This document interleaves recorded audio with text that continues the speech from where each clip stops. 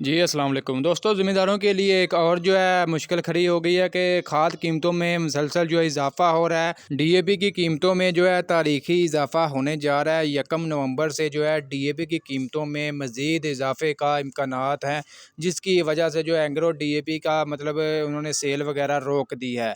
इसी वजह से मार्केट में भी जो प्रेशर पड़ा है और मार्केट में डीएपी की कीमतों में मुसलसल जो है इजाफ़ा।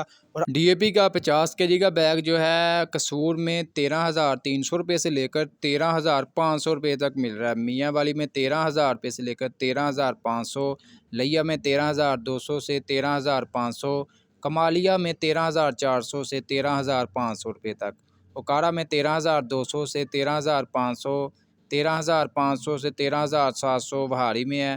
मुल्तान में 13,250 से 13,500 रुपये तक। और आने वाले दिनों में डीएपी की कीमत जो है 14,000 को क्रॉस करने के इम्कानात दिखाई दे रहे हैं। इसके अलावा यूरिया की बात करें, गुजर खान में 4,000 रुपये से लेकर 4,300 रुपये तक है।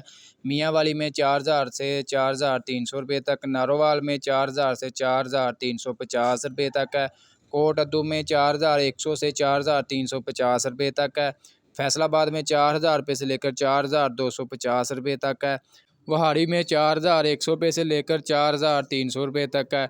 सरगोदा में 4,000 रुपये से लेकर 4,300 रुपये तक जो है यूरिया का 50 केजी का बैग मार्केट में फ़रोख्त हो रहा है।